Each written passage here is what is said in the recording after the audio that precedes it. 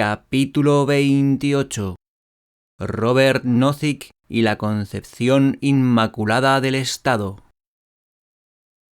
El libro Anarchy, State and Utopia, 1974, es una variante tipo mano invisible del intento contractual lockeano por justificar la existencia del Estado, o al menos del Estado mínimo, limitado a las funciones de protección.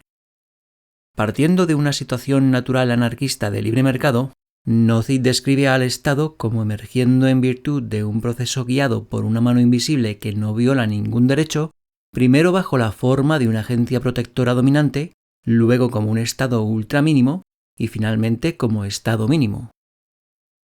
Antes de embarcarnos en una crítica detallada de las varias fases de Nozick, será conveniente analizar algunas de las graves falacias de su concepción, cada una de las cuales bastaría para echar por tierra su intento de justificación del Estado. Primero, a pesar de su tentativa por seguir las huellas de la evolución del Estado, importa mucho comprobar si la ingeniosa construcción lógica de nuestro autor está respaldada por la realidad histórica, es decir, si todos los estados, o al menos la mayoría de ellos, han surgido de hecho al modo nozickiano. Constituye ya de por sí un grave defecto que al analizar una institución perfectamente anclada en el tejido histórico, Nozick no haga ni una sola mención o referencia a la historia de los estados actuales. La verdad es que no existe ni una sola prueba de que algún estado haya sido fundado y haya evolucionado de acuerdo con el esquema propuesto por Nozick. Ocurre más bien al contrario, esto es, que hay indicios suficientes de que las cosas evolucionan de otra manera, de que todos los estados sobre los que existen datos surgieron en virtud de un proceso de violencia, conquista y explotación.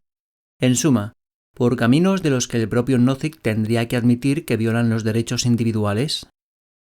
Como escribió Thomas Paine en Common Sense a propósito del origen de las monarquías y del Estado, si levantamos las negras tapas de la antigüedad y rastreamos hasta su primera aparición, no encontraremos en su inicio nada mejor que el principal matón de alguna turbulenta cuadrilla, cuyas salvajes maneras o superior astucia le valieron el título de jefe de una pandilla de salteadores, y que al aumentar su poder y extender el campo de sus depredaciones, atemorizó a la gente pacífica e inerme para que compraran su salvación a cambio de frecuentes tributos. Nótese que el contrato implícito en la descripción de Paine tenía el carácter de un chantaje de protección coactivo, nada en lo que los libertarios puedan ver algo ni remotamente parecido a un acuerdo voluntario. Dado que la argumentación aducida por Nozick para justificar la existencia de los estados se apoya en su presuntamente inmaculada concepción, y dado que no existe ningún estado de esta especie, se concluye que ninguno de ellos tiene justificación, ni siquiera en el caso de que en un momento posterior se reduzcan a estados mínimos. Avanzando un paso más, podemos decir que, en el mejor de los casos, el modelo de Nozick solo puede justificar al Estado que haya evolucionado realmente según su esquema de la mano invisible. Le incumbe, por tanto, a Nozick unirse a los anarquistas para reclamar la abolición de todos los estados actuales y sentarse luego cómodamente a esperar que actúe aquella mano invisible de que nos habla. El único estado mínimo que, como mucho, puede justificar Nozick es el que avanza hacia la futura sociedad anarcocapitalista. En segundo lugar, incluso admitiendo que algún estado contemporáneo haya tenido tal supuesta concepción inmaculada, esto no basta para justificar su existencia actual. Todas las teorías del Estado basadas en el contrato social adolecen de una falacia endémica radical, a saber, que los contratos basados en promesas son vinculantes y de ejecución forzosa. En el supuesto, en sí mismo heroico, como es obvio, de que todos los individuos entreguen en un estado de naturaleza todos o algunos de sus derechos al Estado, los teóricos del contrato social entienden que tal pacto es vinculante ya para siempre. Pero una correcta teoría contractual, denominada por Williamson Evers teoría de transferencia de títulos, sostiene que el único contrato válido y por tanto vinculante es aquel en el que se hace entrega de algo que sea filosóficamente enajenable y que solo tienen este carácter específico los títulos de propiedad, de modo que pueda cederse a otras personas su posesión. Pero hay otros atributos humanos concretamente la autoposesión de su voluntad y de su cuerpo, además de los derechos a la persona y a la propiedad, que surgen de dicha autoposesión, que son inalienables y no pueden, por tanto, ser entregados en virtud de un contrato vinculante. Si pues nadie puede ceder su voluntad, su cuerpo o sus derechos en un contrato de forzosa ejecución, tampoco puede, a fortiori, ceder las personas o los derechos de sus descendientes. A esto se referían los padres fundadores cuando afirmaban que el concepto de derechos es inalienable. O como decía George Mason en su Declaración de Derechos de Virginia, todos los hombres son, en virtud de su naturaleza, iguales e independientes, y tienen ciertos derechos naturales innatos de los que, cuando entran en una sociedad, no pueden ser privados por ningún convenio, ni de los que se puede despojar a su posteridad. Hemos visto, pues, 1. Que ninguno de los estados actuales ha tenido una concepción inmaculada, sino exactamente todo lo contrario. 2. Que, por consiguiente, el único estado mínimo que tal vez pudiera encontrar justificación es el que surgiría tras el establecimiento de un mundo anarquista de mercado libre. 3. Que por ende, y en virtud de su propio razonamiento, Nozick debería convertirse en anarquista y pararse a esperar que actúe la invisible mano nozickiana. Y 4. Que incluso en el caso de que algún estado hubiera tenido un origen sin mancilla, las falacias de la teoría del contrato social implican que ninguno de los estados actuales, ni siquiera los mínimos, puede tener justificación. Pasemos ahora al análisis de las diversas etapas nozickianas y más en particular a la presunta necesidad y la moralidad de los caminos por los que estas diferentes etapas avanzaron a partir de los estadios precedentes. Nozick comienza por asumir que toda agencia protectora anarquista se comporta moralmente, sin agresividad, esto es, que intenta, de buena fe, actuar dentro de los límites de la ley natural de Locke. En primer lugar, Nozick da por supuesto que cada agencia protectora exigiría de cada uno de sus clientes la renuncia al derecho a medidas de represalia privada contra la agresión y que se negaría a protegerles frente a las contrarrepresalias. Tal vez sí, tal vez no. Esto dependería de las diferentes agencias protectoras existentes en el mercado y desde luego no es de por sí evidente. Es posible, pero no probable, que deseen verse superadas por la competencia de otras agencias que no ponen tales restricciones a sus clientes. A continuación, Nozick pasa a estudiar las disputas entre los clientes de diferentes agencias de protección. Describe 3 posibles escenarios. 2 de ellos, y parte del tercero, implican batallas físicas entre las agencias. Para empezar, ya la existencia misma de tales escenarios contradice el supuesto nozickiano de la buena fe y de la conducta no ofensiva de cada una de las agencias, puesto que si hay combates, al menos una de ellas lleva a cabo una agresión. Además, desde el punto de vista económico, sería absurdo esperar que las agencias se combatan físicamente entre sí. Tan belicosos procedimientos podrían alejar a los clientes y serían, por añadidura, demasiado costosos. Resulta disparatado pensar que, en el mercado, las agencias protectoras no se pongan de acuerdo antes de que las personas privadas apelen a los tribunales o a juntas de arbitraje a las que tendrían que acudir para resolver una disputa.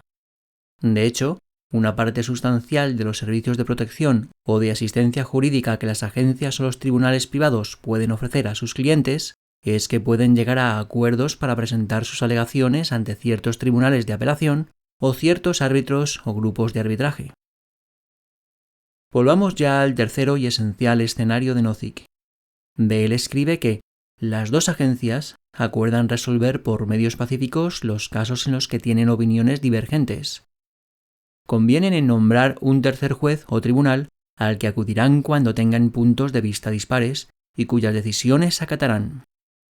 Pueden también fijar normas que determinen qué agencias tienen jurisdicción y en qué circunstancias. Hasta aquí todo bien, pero Nozick da a continuación un salto gigantesco, pues dice: surge pues un sistema de tribunales de apelación que concierta las reglas. Aunque son varias las agencias que actúan, existe un sistema judicial federal unificado del que todos son miembros. Me permito señalar que este pues es de todo punto ilegítimo y que el resto es un non sequitur. El hecho de que cada una de las agencias de seguridad acuerde con todas las restantes someter sus disputas a cortes de apelación o de arbitraje particulares no implica un sistema judicial federal unificado. Al contrario, podría ocurrir, y probablemente ocurriría, que habría que elegir cientos, tal vez miles, de árbitros o jueces de apelación sin que se tuviera que considerar que forman parte de un sistema judicial. No es necesario, por ejemplo, prever o establecer un Tribunal Supremo unificado para dirimir los pleitos. Dado que todo litigio tiene dos partes y solo dos, únicamente es necesaria una tercera parte, llámese juez o árbitro. En el momento actual hay en los Estados Unidos más de 23.000 árbitros profesionales y serían probablemente varios miles más si se aboliera el actual sistema público de tribunales. Cada uno de estos árbitros podría desempeñar la función de apelación o arbitraje. Nozick afirma que de la anarquía emerge inevitablemente, como guiada por una mano invisible, una agencia de seguridad dominante en cada área territorial que incluiría prácticamente a todas las personas residentes en la zona. Pero ya hemos visto que carece de validez el soporte principal de esta conclusión, y carecen también de valor los restantes argumentos de Nozick en favor de esta deducción. Nozick escribió, por ejemplo, que, a diferencia de otros bienes que se evalúan en términos comparativos, no puede existir una competencia máxima entre los diversos servicios de protección. ¿Por qué no puede existir? En primer lugar, según Nozick, porque la naturaleza del servicio haría que las diferentes agencias desencadenasen un violento conflicto entre cada una de ellas en lugar de competir por los clientes. Pero como ya hemos visto, el supuesto de este conflicto no es correcto. Para empezar, porque, de acuerdo con el propio razonamiento de Nozick, las agencias no actuarán agresivamente y luego, porque según su tercer escenario, cada una de ellas establecerá acuerdos con las restantes para una solución pacífica de los conflictos. El segundo argumento de Nozick a favor de esta aseveración es que, dado que el valor de lo que es inferior al producto máximo disminuye de una manera inversamente proporcional al número de los que buscan dicho producto, los clientes no se contentarán siempre con el bien menor y las compañías competidoras se verán atrapadas en una espiral decreciente. Pero, ¿por qué? Nozick lanza aquí afirmaciones sobre la economía de un mercado de protección que carecen de todo fundamento. Porque hay una economía de escala en el negocio de la protección que en opinión de Nozick lleva inevitablemente a un monopolio cuasi natural en cada área geográfica. No hay para ello razones evidentes. Al contrario, todos los hechos, y aquí tienen tanta y tan directa importancia los acontecimientos de la historia del pasado como los de la presente, señalan claramente la otra dirección. Hay, como acabamos de indicar, varias docenas de millares de árbitros profesionales en Estados Unidos. Hay asimismo decenas de miles de abogados y jueces y un amplio número de agencias de seguridad privadas que proporcionan guardias, vigilantes nocturnos, etc., sin que se perciba la presencia de ningún tipo de monopolio geográfico natural en ninguno de estos campos. ¿Por qué habría de surgir de las agencias de seguridad bajo el anarquismo? Si contemplamos las aproximaciones a los tribunales anarquistas y a los sistemas de protección en la historia, descubrimos un gran número de pruebas de la falsedad de la afirmación de Nozick. Durante cientos de años, las ferias de Champaña fueron el mayor mercado internacional de Europa. Un buen número de tribunales, formados por comerciantes, nobles, eclesiásticos, etc., competían por ganarse a los clientes. De aquí no solo no surgió una agencia dominante, sino que tampoco se sintió la necesidad de tribunales de apelación. Durante 1000 años, hasta la conquista de Cromwell, la antigua Irlanda disfrutó de un sistema de numerosos juristas y escuelas jurídicas y de múltiples agencias de protección que competían dentro de unas concretas áreas geográficas, sin que ninguna de ellas llegara a alcanzar una posición de dominio. Tras la caída del Imperio Romano, diversas tribus bárbaras que coexistieron en un mismo espacio sentenciaban pacíficamente sus disputas dentro de cada área. Los individuos de las diversas tribus se amparaban en su propia ley y las sentencias se acordaban en tribunales pacíficos entre aquellas leyes y tribunales. En nuestros días de moderna tecnología y de transportes y comunicaciones a bajo coste, resultaría aún más fácil competir por encima de las fronteras geográficas. Agencias de protección como Metropolitan, Equitable, Prudential podrían fácilmente abrir sucursales en amplios espacios geográficos. Las posibilidades para llegar a un monopolio natural parecen ser mayores en el campo de los seguros que en el de la protección, porque una amplia concentración de los primeros tendería a reducir las primas. Y sin embargo, es un hecho patente que se registra una gran competencia entre las diversas compañías aseguradoras y que aún sería mayor de no existir las limitaciones de las regulaciones estatales. Así pues, la afirmación de Nozick de que en cada área geográfica acabará por imponerse una agencia dominante ofrece un claro ejemplo de ilegítima tentativa por decidir a priori lo que hará el mercado libre. Una tentativa que revela un conocimiento muy superficial de la historia de las realidades y de las instituciones concretas. Cabe imaginar, por supuesto, la posibilidad de que en una determinada zona geográfica se instale una agencia de protección dominante, pero no es muy probable. Y como señala Roy Childs en su crítica a Nozick, incluso aunque surgiera, difícilmente llegaría a constituir un sistema federal unificado. Childs indica también, y con razón, que aglutinar todos los servicios de protección y denominarlos un monopolio unificado tendría tan poca justificación como agrupar a todos los cultivadores y productores de alimentos que actúan en el mercado y afirmar que tienen un sistema o monopolio de producción alimentaria. Ley y Estado son, además, dos magnitudes conceptual e históricamente separables. En una sociedad de mercado anarquista habría ley, pero no Estado.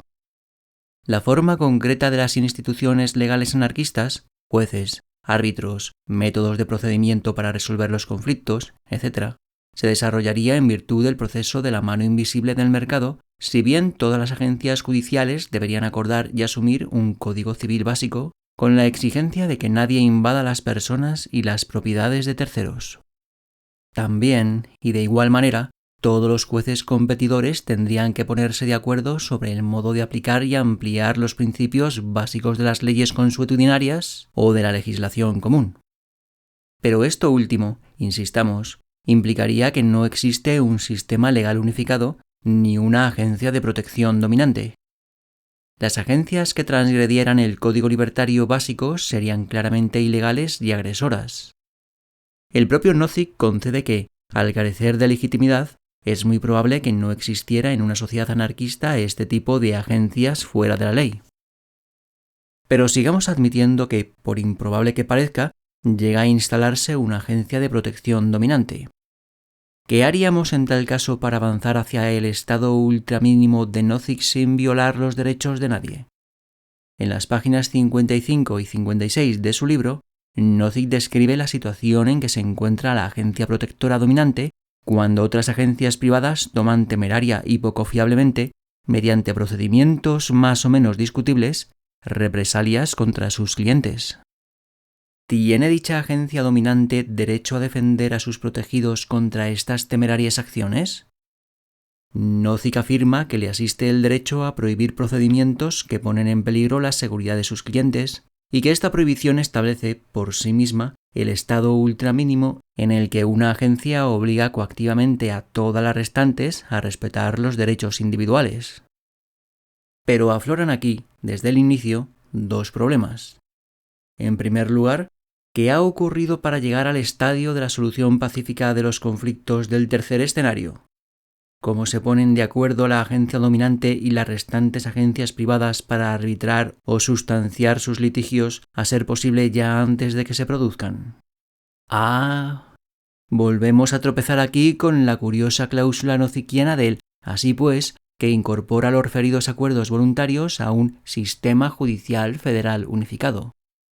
En suma, siempre que la agencia dominante y las privadas diriman sus disputas por anticipado, Nozick se cree autorizado a llamarlo una sola agencia porque, por definición, para él no puede darse un arreglo pacífico de las disputas si no se produce un movimiento de avance hacia el monopolio preceptivo del estado ultramínimo. Pero supongamos también, para prolongar la línea de este razonamiento, que admitimos la definición nozickiana de una sola agencia pasando por alto que se da aquí una petición de principio. ¿Actúa esta agencia dominante dentro de justos límites al declarar ilegales a sus competidores? Por supuesto que no, aunque con ello intente evitar luchas sangrientas. Son numerosos los casos en que las agencias privadas pueden impartir justicia entre sus propios clientes que no tienen nada que ver con los clientes de la agencia dominante. ¿En qué imaginable derecho puede apoyarse la agencia dominante para declarar ilegales los arbitrajes pacíficos entre clientes de agencias privadas que no tienen ninguna repercusión en sus clientes propios? La respuesta es en ninguno. Por tanto, cuando declara ilegales a sus competidores, está violando los derechos de estos y de sus clientes actuales o potenciales. Además, como Roy Childs destaca, esta decisión de reforzar su monopolio tiene muy poco que ver con la mano invisible. Es una decisión consciente, claramente visible, y así se la debe tratar. La agencia dominante, afirma Nozick, tiene el derecho a prohibir o paralizar las actividades temerarias emprendidas por las agencias privadas. Pero, ¿qué decir de estas últimas? ¿No les asiste un igual derecho a bloquear las actividades temerarias de la agencia dominante? ¿Y no sobrevendría entonces una guerra de todos contra todos, echando por tierra el tercer escenario y produciendo, inevitablemente, agresiones contra derechos en el curso de los enfrentamientos? ¿Dónde quedan aquellas actividades morales del estado de naturaleza que, según Nozick, se dan a lo largo del proceso? Además, como Roy Childs destaca, ¿qué decir del riesgo que implica la implantación forzosa de una sola agencia de protección? En palabras de Roy Childs, ¿cómo controlar su poder? ¿Qué ocurre si asume en el futuro nuevos poderes? Dado que es un monopolio, es ella y solamente ella la que juzga y sentencia los litigios sobre sus funciones. Como los procesos judiciales esmerados y detallados son costosos, existen todos los motivos del mundo para suponer que las cosas discurrirán con menos esmero cuando no hay competencia, aparte el hecho de que solo la agencia dominante puede juzgar la legitimidad de sus propios procedimientos, como Nozick declara de manera expresa. Las agencias competidoras, ya sea real o solo potencial su competencia, no solo aseguran una protección de alta calidad a precios más bajos que los del monopolio obligatorio, sino que proporcionan además auténticos controles y equilibrios de mercado contra cualquier otra agencia que esté a punto de caer en la tentación de actuar ilegalmente, es decir, de atacar a las personas o las propiedades de terceros, sean o no clientes suyos. Si una agencia, entre otras muchas, actúa fuera de la ley, existen otras en su entorno que le presentarán batalla y acudirán en defensa de los derechos de sus clientes. Pero, ¿cómo proteger a alguien contra el Estado, sea mínimo o ultramínimo? Si se nos permite invocar aquí de nuevo la memoria histórica, los terroríficos anales de los crímenes y asesinatos cometidos por el Estado a lo largo de los tiempos dan muy poco margen de confianza a la pretensión de que no es peligrosa la naturaleza de las actividades estatales. Me permito afirmar que los peligros de la tiranía del Estado son mucho más inquietantes que los que se pueden derivar de un par de procedimientos poco fiables de las agencias de defensa de la competencia. Y no es esto todo. Una vez que se permite ir más allá de lo que exige la estricta defensa frente a un acto patente de agresión actual, puede utilizarse la fuerza contra algo o alguien por sus actividades peligrosas. Y entonces el cielo es el límite y ya no existen en realidad restricciones para los ataques a los derechos de terceros. Si se admite que el temor de alguien ante las actividades peligrosas de otros es motivo suficiente para emprender acciones coactivas, toda tiranía queda justificada y el estado mínimo de Nozick se convierte rápidamente en un estado máximo. Afirmo que no existe en la teoría nozickiana una frontera que impida seguir avanzando desde el estado ultramínimo al máximo y totalitario. No existen limitaciones para las llamadas detenciones o restricciones preventivas. Y por supuesto, la sugerencia de Nozick, más bien grotesca, de ofrecer compensaciones bajo la forma de reuniones en centros de rehabilitación, es de todo punto insuficiente para evitar el espectro del totalitarismo. Un par de ejemplos. Tal vez el grupo social donde más extendida está la delincuencia en los Estados Unidos sea, en la actualidad, entre los adolescentes de raza negra. El riesgo de comisión de delitos es mucho mayor entre los miembros de este grupo social que entre cualquier otra edad, clase o color. ¿Por qué no encarcelar a todos estos muchachos hasta que alcancen aquella edad en que el riesgo disminuye? Doy por supuesto que los compensaríamos proporcionándoles alimentos sanos, vestidos, patios de recreo y enseñándoles a realizar actividades útiles en los puntos de reunión de los campos en que se encuentran arrestados. Y si no lo hacemos, ¿por qué no? Otro ejemplo. El argumento más importante aducido en pro de la prohibición del alcohol fue el hecho innegable de que los actos delictivos, las negligencias y las infracciones de tráfico son significativamente más numerosas bajo la influencia del alcohol que cuando las personas están sobrias. Siendo así, ¿por qué no prohibir las bebidas alcohólicas, reduciendo de este modo el riesgo y el temor y compensando tal vez a las infortunadas víctimas de la ley con la oferta de saludables zumos de frutas financiados con los impuestos?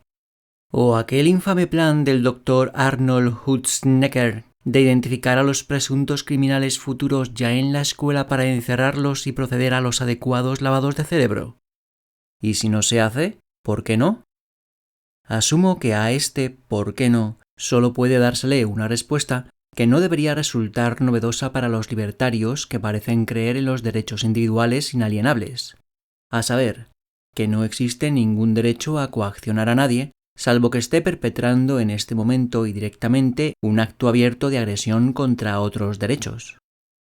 Cualquier renuncia a este criterio, para incluir la coacción contra riesgos remotos, es dar el visto bueno a agresiones intolerables contra los derechos de otras personas. Y es, además, pasaporte hacia el despotismo sin restricciones. Todo Estado fundamentado sobre estos principios ha sido concebido no de manera inmaculada, es decir, sin interferir en los derechos de nadie, sino mediante salvaje violación. Por tanto, incluso en el caso de que los riesgos fueran calculables, incluso admitiendo que Nozick pudiera proporcionarnos un punto claro y nítido a partir del cual los actos son ya demasiado peligrosos, su rito del paso de la agencia dominante al estado ultramínimo sería agresivo, invasor e ilegítimo.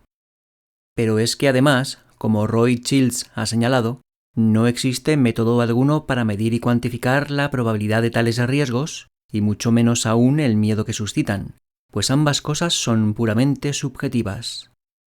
Los únicos peligros que pueden medirse se basan en esas raras situaciones, como la lotería o la ruleta, en las que los eventos acontecen al azar, son estrictamente homogéneos y se repiten numerosas veces. Pero tales condiciones carecen de aplicación para la inmensa mayoría de las actividades humanas, de modo que no existe una medida clara del riesgo.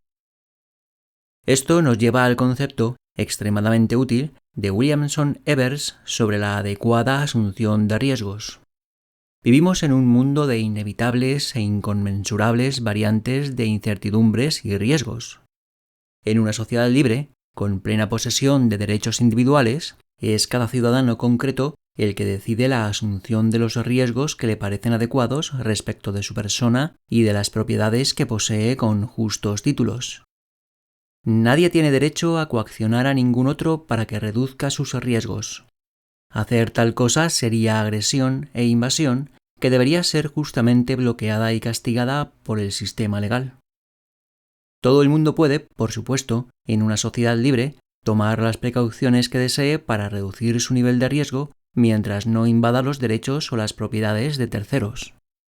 Puede, por ejemplo, suscribir pólizas de seguro, coberturas contra cambios de precios, fianzas de cumplimiento de contrato, etc.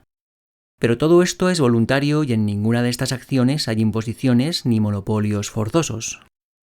Como Roy Childs afirma, toda intervención coactiva en la provisión del mercado frente a los riesgos aleja la provisión social para riesgos del nivel óptimo y, por tanto, aumenta dichos riesgos para el conjunto de la sociedad. Un ejemplo de agresión contra los derechos de propiedad que cuenta con la aprobación de Nozick es el relativo a un terrateniente privado rodeado de otros propietarios hostiles que no le permiten el paso. A la réplica libertaria de que todo propietario razonable debería haber comprado primero a los propietarios que le rodean el derecho de acceso, O pone el caso de que se haya acercado por tan numeroso grupo de enemigos que es incapaz de trasladarse a ninguna parte. Pero el problema reside en que no hay aquí tan solo una cuestión de propiedad de la tierra. Supongamos que, no solo en una sociedad libre, sino también en la actual, una persona concita hasta tal punto la animadversión de todos los demás ciudadanos que nadie quiere entrar en tratos con él ni permitirle el acceso a su propiedad. La única respuesta posible es que tiene que asumir sus propios riesgos. Todo intento por romper mediante coacción física este boicot voluntario es agresión ilícita contra los derechos de los boicoteadores. Este sujeto haría mucho mejor en buscarse amigos o, como último recurso, comprarse aliados con la mayor rapidez posible. ¿Cómo pasa Nozick desde el estado ultramínimo al mínimo? Sostiene que el estado ultramínimo está moralmente obligado a compensar a los compradores, a quienes se les prohíbe acudir a los servicios de agencias privadas, proporcionándoles sus propios servicios de protección y a convertirse, por tanto, en una especie de vigilante nocturno, es decir, en estado mínimo. En primer lugar, esta decisión es enteramente deliberada y visible, de modo que no se puede atribuir tranquilamente todo el proceso a una mano invisible. Pero además, y esto es más importante, el principio de compensación de Nozick es, precisamente en su configuración filosófica, todavía peor, si esto es posible, que su teoría del riesgo. Para empezar, la compensación, en la doctrina del castigo, es simplemente un método que intenta indemnizar a la víctima de un delito. Bajo ningún concepto se la puede entender como aprobación moral del delito en sí. Nozick se pregunta si los derechos de propiedad significan que se le permite a la gente llevar a cabo acciones invasoras en el supuesto de que se compense a las personas cuyos límites se han cruzado. Frente a su opinión, la respuesta debe ser negativa en todos los casos. Como Randy Barnett señala en su crítica a Nozick, en contra del principio de compensación de Nozick, deben prohibirse todas las violaciones de derechos. Esto es lo que significa derecho. Y si bien el pago voluntario del precio de una compra permite hacer intercambios, la compensación no convierte en permisible ni justifica una agresión.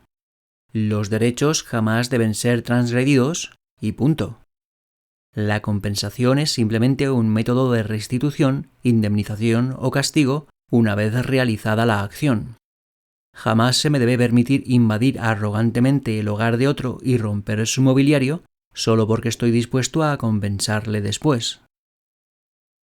En segundo lugar, no hay modo de saber, en cada caso, qué compensación se supone que se debe dar. La teoría de Nozick depende de que las escalas de utilidad de la gente sean constantes, mensurables y cognoscibles para los observadores exteriores. Y ninguna de estas condiciones se cumple en nuestro caso. La teoría austríaca del valor subjetivo nos indica que las escalas de utilidad de las personas están siempre sujetas a cambios y que ningún observador exterior puede medirlas ni conocerlas. Si compro un periódico por 15 centavos, todo lo que podemos saber sobre mi escala de valores es que, en el momento en que efectué la compra, el periódico valía para mí más que los 15 centavos. Eso es todo. Pero esta evaluación puede cambiar mañana y ninguna otra sección de mi escala de valores está al alcance del conocimiento de los demás. Ahora bien, si no hay modo de conocer lo que una persona quiere hacer tanto fuera como antes de un cambio concreto, tampoco existen modos por los que un observador exterior, por ejemplo, el estado mínimo, puede descubrir cuánta compensación se necesita. La Escuela de Chicago intenta resolver esta dificultad asumiendo sencillamente que la pérdida de utilidad de una persona debe medirse por su precio monetario. Así, si alguien rasga un cuadro de mi propiedad y tasadores externos estiman que podría haberlo vendido por $2.000, este es el montante de mi compensación. Pero, primero, nadie sabe realmente qué suma podría haber recibido en el mercado, ya que los precios cambian de un día para otro. Y segundo, y más importante, mi afecto por esta tabla puede muy bien ser ampliamente superior a su valor monetario. No existe modo alguno de que nadie pueda fijar desde fuera el valor de este afecto psíquico. Y de nada sirve que me pregunten, porque nada hay que me impida mentir solemnemente para aumentar mi indemnización. Por otro lado, Nozick no habla para nada de las indemnizaciones que la agencia dominante debería conceder a sus propios clientes por bloquear sus oportunidades de efectuar sus compras en agencias de la competencia. Estas oportunidades han sido eliminadas por la fuerza. Debe tenerse en cuenta, además, que dichos clientes obtendrían beneficios del simple hecho de que la competencia controlaría los posibles impulsos tiránicos de la agencia dominante. Pero, ¿cómo puede determinarse el alcance de esta indemnización? Además, si Nozick pasa por alto las compensaciones que la agencia dominante ha de ofrecer a sus desvalidos clientes, ¿qué tendrían que decir los anarquistas que creen firmemente en el estado anarquista de la naturaleza? ¿Qué decir de su trauma al contemplar el surgimiento nada inmaculado del Estado? ¿Se les debe indemnizar por el horror que les produce contemplar la instalación del Estado? ¿Y cuánto habría que pagarles? La verdad es que la existencia de un solo ferviente anarquista que no pudiera ser indemnizado por el trauma psíquico que le causa la implantación de una estructura estatal sería suficiente para desbaratar el presunto modelo no agresivo de Nozick sobre los orígenes del Estado mínimo. Ninguna compensación sería suficiente para aliviar el dolor de este anarquista total. Esto nos lleva a otra de las deficiencias del esquema de Nozick, al hecho curioso de que la indemnización abonada por la agencia dominante no se paga al contado, sino de acuerdo con el alcance de sus a veces dudosos servicios a los clientes de otras agencias. Y sin embargo, los partidarios del principio de la indemnización han demostrado que el pago al contado, que deja a los receptores en libertad para comprar lo que deseen, es mucho mejor, desde su punto de vista, que las compensaciones en especie. Y sin embargo, cuando Nozick postula la ampliación de la protección como una forma de compensación, pasa por alto esta alternativa de pago al contado. En realidad, para los anarquistas dicha forma de indemnización, es decir, el establecimiento mismo del Estado, es una auténtica ironía repulsiva. Como Rothschild puntualiza con vigorosas pinceladas, lo que Nozick desea es prohibirnos el retorno a cualquiera de las numerosas agencias competidoras, salvo la agencia protectora dominante, y desea ofrecérnoslo como indemnización por las actividades que nos prohíbe. Se pasa de generoso. Quiere darnos nada menos que el Estado. Permítanme que sea el primero en rechazar públicamente tan generosa oferta. Pero la cuestión es que no podemos rechazarla. Nos la encasquetan, lo queramos o no, tanto si deseamos como si rechazamos al Estado como compensación. No hay, por otra parte, justificación ninguna, ni siquiera en el planteamiento de Nozick, para que el Estado mínimo indemnice a todos de una misma y uniforme manera. No es, por supuesto, nada probable que coincidan las escalas de valores de todos y cada uno de los ciudadanos. Pero, ¿cómo describir en tal caso las diferencias y pagar las diversas compensaciones? Incluso limitándonos a las personas compensadas según la propuesta de Nozick, es decir, a los antiguos o actuales posibles clientes de las agencias competidoras, ¿quiénes son? ¿Cómo descubrirlos? Porque, en palabras del propio Nozick, solo tienen derecho a indemnización estos actuales o potenciales clientes de la competencia. Ahora bien, ¿cómo distinguir si la indemnización ha de ser adecuada entre los que se han visto privados de sus deseadas agencias privadas y merecen, por tanto, una compensación, y los que de ninguna manera querrían verse protegidos por ellas? Es decir, entre quienes tienen derecho a la indemnización y aquellos otros que no lo tienen. Al ignorar estas distinciones, el Estado mínimo de Nozick no puede otorgar indemnizaciones adecuadas en los propios términos nozickianos. Rothschild menciona otro destacado aspecto de la forma de compensación prescrita por Nozick: las calamitosas consecuencias que se le derivan al Estado mínimo del hecho de que el pago de las indemnizaciones aumenta inevitablemente los costes y, en consecuencia, los precios que carga la agencia dominante. En palabras de este autor, si el Estado mínimo ha de proteger a todos y cada uno, incluso a los que no pueden pagar, y si ha de indemnizar a todos aquellos a quienes prohíbe acciones peligrosas, quiere decirse que tendrá que pasar a sus clientes originales una factura más abultada que en el caso del Estado ultramínimo. Y esto incrementará, ipso facto, el número de los que, a causa de sus curvas de demanda, habrían deseado elegir agencias no dominantes antes que una agencia dominante orientada hacia el estado ultramínimo, orientado a su vez al estado mínimo. ¿Deberá el estado mínimo protegerlos sin cargas o deberá indemnizarlos por la prohibición de dirigirse a otras agencias? Si ocurre esto último, deberá, una vez más, o bien elevar los precios que carga sobre sus clientes, o bien reducir sus prestaciones. En ambos casos habrá personas que, dada la naturaleza y la forma de sus curvas de demanda, habrían preferido elegir agencias no dominantes en lugar de la dominante. ¿Habrá que compensarlas? Si la respuesta es afirmativa, el proceso conduce a un punto en el que ya solo un puñado de fanáticos ricos defenderán la existencia de un estado mínimo y estarán dispuestos a pagar servicios drásticamente reducidos. Si ocurre así, hay razones para creer que muy pronto el estado mínimo será arrojado al invisible cubo de la basura de la historia que, me atrevo a sugerir, tiene ampliamente merecido. Hay, en este capítulo de las indemnizaciones, una cuestión tangencial pero muy importante. Adoptando la poco afortunada salvedad lockeana sobre los derechos de propiedad derivados de la colonización de una tierra hasta entonces no cultivada, Nozick declara que nadie puede apropiarse de dicha tierra si como consecuencia la población restante que desea acceder a ella se encuentra en peor situación. Pero insistamos una vez más, ¿cómo sabemos que se hallan peor? De hecho, la cláusula de excepción de Locke puede conducir a la ilegitimación de todas las propiedades de la tierra porque siempre podrá decirse que la disminución de tierras disponibles pone en peor situación a todos cuantos desean poseer terrenos en propiedad. En realidad, carecemos de medios para conocer, y más aún para cuantificar, a quienes están peor o no lo están. Pero incluso aunque los tuviéramos, puedo dar por supuesto que también esto forma parte de su personal asunción de riesgos. A todas las personas se les debe reconocer el derecho a añadir a sus propiedades las tierras o los recursos antes no explotados. Si esto empeora la situación de los últimos llegados, debe consignarse bajo el epígrafe de la asunción de riesgos inevitable en este mundo nuestro, libre e inestable. En la actualidad no hay la gran frontera en los Estados Unidos y carece de sentido lamentarlo.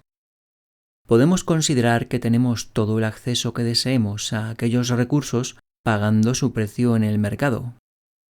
Pero incluso en el caso de que sus dueños no quieran venderlos o alquilarlos, están en su derecho en una sociedad libre. También aliquando dormitat Locke. Llegamos así a otro punto también de fundamental importancia. Cuando Nozick sostiene que pueden declararse ilegales las actividades peligrosas de alguien a condición de ofrecerle una indemnización, se apoya en su argumento de que nadie tiene derecho a emprender actividades e intercambios no productivos que implican riesgo y que por consiguiente es lícito prohibirlos.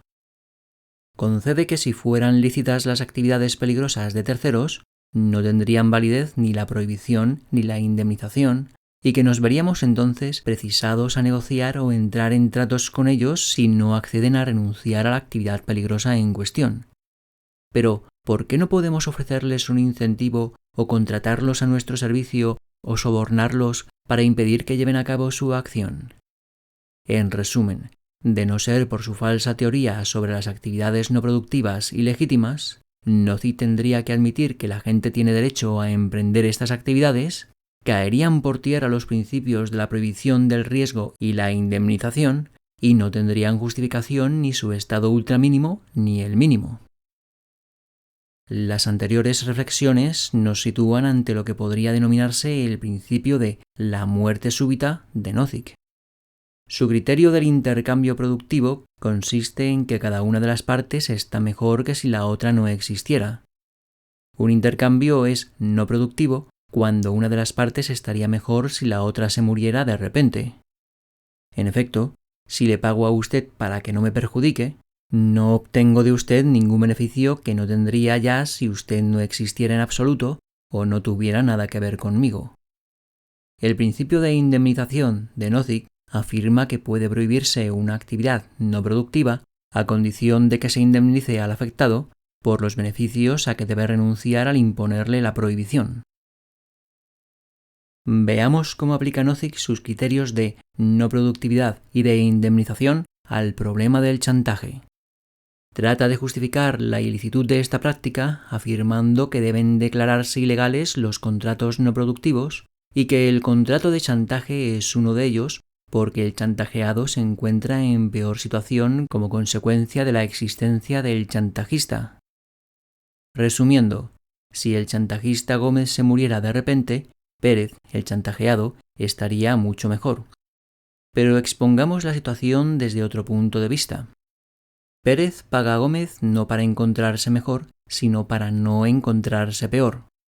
Este segundo contrato sería productivo, dado que Pérez se encuentra mejor haciendo el intercambio que no haciéndolo. Con esta teoría, Nozick entra en aguas muy pantanosas, como él mismo reconoce en parte, aunque no del todo. Admite, por ejemplo, que su argumentación para declarar ilegal el chantaje podría obligarle a tener que considerar también ilegal el siguiente contrato. Moreno propone a su vecino de al lado, Rubio, lo siguiente: tengo la intención de construir en tal y tal sitio de mi propiedad un edificio de color rosa que sabe que Rubio detesta, pero no lo construiré si usted me paga una cantidad de dinero. Nozick admite que, según su esquema, se trataría de un acto ilegal, ya que Rubio tendría que pagar a Moreno para no verse en peor situación, lo que convierte a este contrato en no productivo. En esencia, Rubio estaría mejor si Moreno se muriera de repente. A un libertario le resulta difícil cuadrar esta ilicitud con una teoría admisible de los derechos de propiedad, y mucho menos con la que se ha expuesto y defendido en este libro. Además, y en analogía con el anterior ejemplo del chantaje, Nozick declara que, incluso en su esquema, sería legal que Rubio, al enterarse del proyecto de Moreno, saliera a su encuentro y le hiciera saber que estaba dispuesto a pagarle una cierta suma para que no siguiera adelante. Pero, ¿en razón de qué el intercambio es ahora productivo? ¿Solo porque es Rubio quien hace la oferta? ¿Es que cambia la situación según quién sea el ofertante? ¿No estaría Rubio mejor si se produce la muerte súbita de Moreno? Y una vez más, y siguiendo la analogía, ¿consideraría Nozick ilegal que Moreno rechace el ofrecimiento de Rubio y le pidiera más dinero? ¿Por qué habría de ser ilegal? O de nuevo, ¿consideraría Nozick ilegal que Moreno maniobre sutilmente para que llegue a oídos de Rubio su proyecto de un edificio rosa? Digamos, por ejemplo, que poniendo un anuncio en la prensa sobre su proyecto de construcción y enviando una copia a Rubio, y deje después que las cosas sigan su curso. ¿No podría entenderse que esta iniciativa es un acto de cortesía? ¿Por qué habría de ser ilegal semejante anuncio? Es claro que cuanto más analizamos las consecuencias de la teoría de Nozick, más endeble se torna su defensa. Pero es que, además, Nozick no ha reparado bien en las múltiples implicaciones de su principio de la muerte súbita. Si, como parece, lo que intenta decir es que A coacciona indebidamente a B y que B estaría mejor si A falleciera repentinamente, consideremos el siguiente caso. Moreno y Rubio compiten en una subasta por un cuadro que ambos desean. Ya no quedan más pujas que las suyas. ¿No estaría Moreno en mejor situación si Rubio cae fulminado por una muerte súbita? ¿Podría decirse entonces que Rubio le coacciona ilícitamente y que, por tanto, debería declararse ilegal su participación en la subasta? O, por contra, ¿no sería Moreno el que coaccionaba a Rubio y sería, por consiguiente, ilegal su puja? Y si no, ¿por qué no? O bien supongamos que Moreno y Rubio rivalizan por la mano de la misma joven. ¿No estaría en mejor situación cada uno de ellos si su rival se muriera de repente y no debería por tanto declararse ilegal la participación de ambos en el cortejo de la muchacha? Las ramificaciones son prácticamente ilimitadas. Nozick se hunde cada vez más y por su propio pie en la fangosa ciénaga cuando añade que el intercambio de los chantajes no es productivo porque al declararle ilegal no se encuentra peor una de las partes, es decir, el chantajeado. Pero esto, por supuesto, no es verdad. Como el profesor Block señala, declarar ilegal el contrato de chantaje significa que el chantajista no tiene ya ningún incentivo que le mueva a no divulgar en el entorno del chantajeado su hasta entonces secreta información. No obstante, tras haber afirmado por 2 veces que la víctima no estaría en peor situación por declarar ilícito el intercambio de chantaje, concede inmediata e ilógicamente que la gente valora el silencio del chantajista y le paga. En este caso, si se le prohíbe al chantajista poner precio a su silencio, no necesita mantenerlo y esta prohibición pondría en peor situación al chantajeado dispuesto a pagar. Nozick añade, aunque sin probar su afirmación, que permanecer silencioso no es una actividad productiva. ¿Por qué no? Al parecer porque su víctima estaría mejor si el chantajista no existiera. Nueva vuelta al principio de la muerte súbita. Pero también aquí, dando marcha atrás en su razonamiento, añade, de forma incongruente respecto de su afirmación de que el silencio del chantajista no es productivo, que, desde el punto de vista que aquí asumimos, el vendedor del silencio solo puede cobrar legítimamente la parte a la que renuncia por mantenerse callado, incluyendo los pagos que otros pudieran hacerle por divulgar su información. Y prosigue que, aunque un chantajista puede cargar la suma que conseguiría por revelar lo que sabe, no puede cargar el mejor precio que podría conseguir del comprador de su silencio. Así pues, Nozick, con su incoherente parloteo entre declarar ilegítimo el chantaje o admitirlo al precio que el chantajista puede conseguir por su venta de la información, se ha hundido en el lodo de un inaceptable concepto del precio justo. ¿Por qué solo es lícito cargar el precio que pagaría un tercero? ¿Por qué no cargar el precio que el chantajeado está dispuesto a pagar? En primer lugar, ambas transacciones son voluntarias y están comprendidas dentro de los límites de los derechos de propiedad de las dos partes. En segundo lugar, nadie sabe, ni teórica ni prácticamente, qué precio podría conseguir el chantajista por su secreto en el mercado. Nadie es capaz de predecir un precio de mercado antes de producirse de hecho el intercambio. En tercer lugar, puede ocurrir que el chantajista no obtenga solo dinero en el intercambio. Puede conseguir también satisfacción psíquica o disfrute vendiendo secretos y por consiguiente puede devengar por su venta a un tercero algo más que una simple suma de dinero.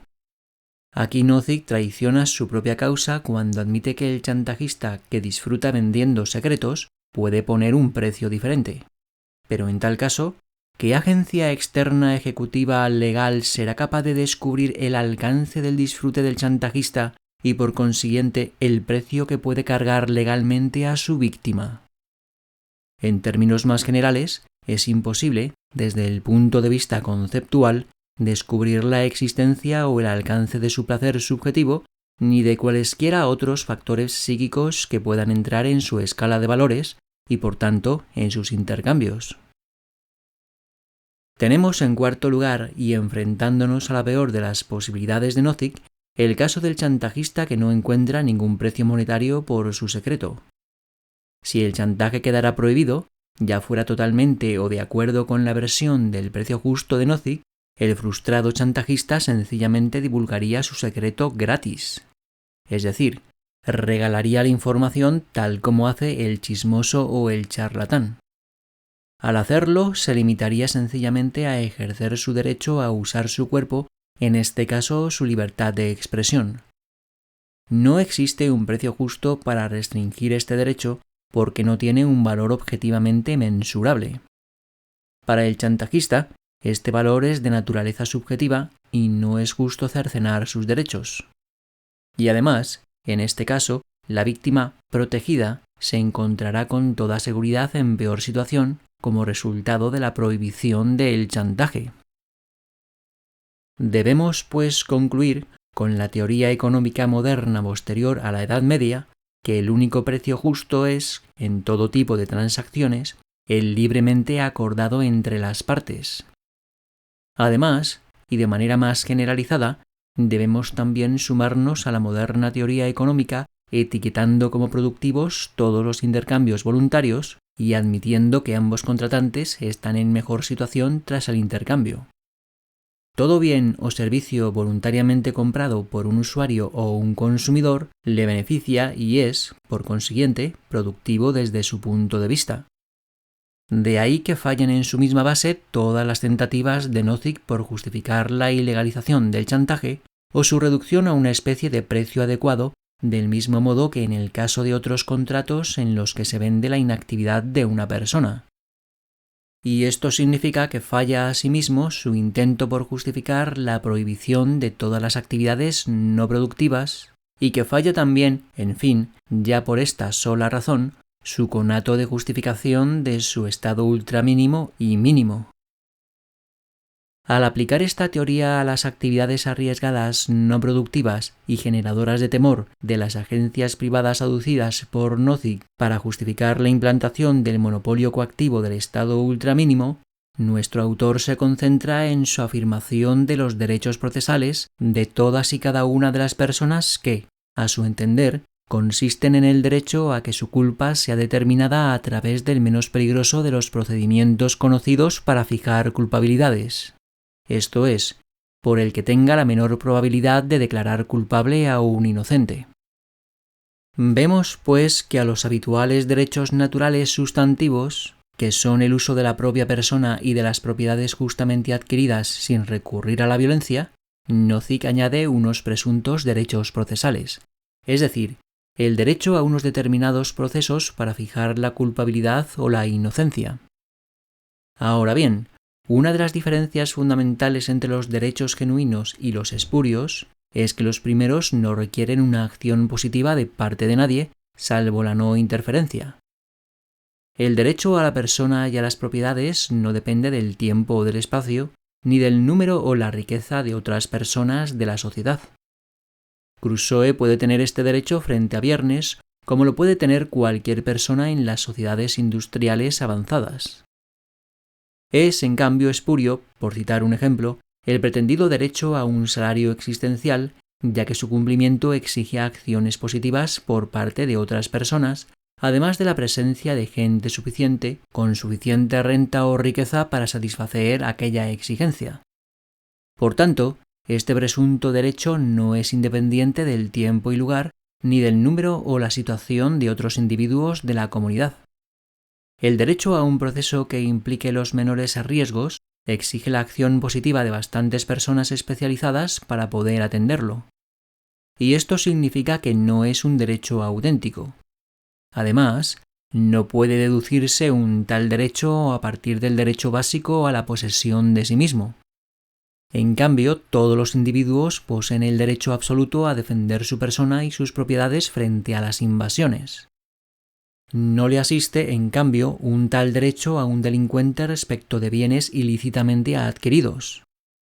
El procedimiento que cada grupo humano prefiere adoptar para defender sus derechos, por ejemplo mediante la autodefensa personal, o recurriendo a los tribunales, o a las instituciones de arbitraje, depende de las concepciones y del talante de los individuos afectados.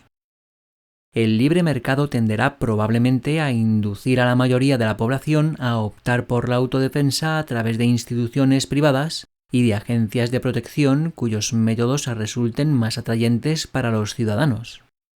En suma, la gente prefiere guiarse, en sus decisiones, por el método más práctico para conseguir determinar quién es, en cada caso concreto, culpable o inocente. Pero todo esto se relaciona con el descubrimiento utilitarista del mercado como el medio más eficiente para llegar a la autodefensa y no implica conceptos falaces tales como derechos procesales. Finalmente, Roy Childs, tras haber puesto de relieve que cada una de las etapas del estado nozickiano va acompañada más de una visible decisión que de una mano invisible, demuestra la falsedad radical de la argumentación de Nozick, haciendo ver que la mano invisible, tal como la entiende el mismo Nozick, conduciría en línea recta desde el estado mínimo al anarquismo. Escribe Roy Childs: admitamos la existencia del estado mínimo. Surge una agencia que copia los procedimientos de dicho estado y le permite tomar parte en sus juicios, procesos, etc. En esta situación, no puede alegarse que tal agencia sea más peligrosa que el Estado, Pero si todavía resulta ser demasiado peligrosa, contamos con razones suficientes para afirmar que también el Estado lo es y para prohibir sus actividades, a condición de que indemnicemos a quienes salen perjudicados por esta prohibición. Si avanzamos por este camino, desembocamos en la anarquía.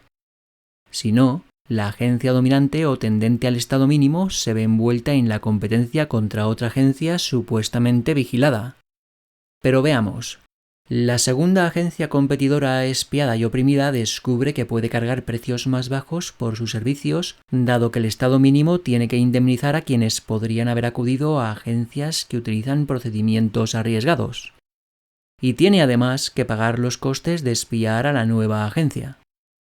Pero como la obligación de conceder estas indemnizaciones es solo moral, es probable que no se concederán en una situación de grave crisis económica. Y esto pone en marcha dos procesos.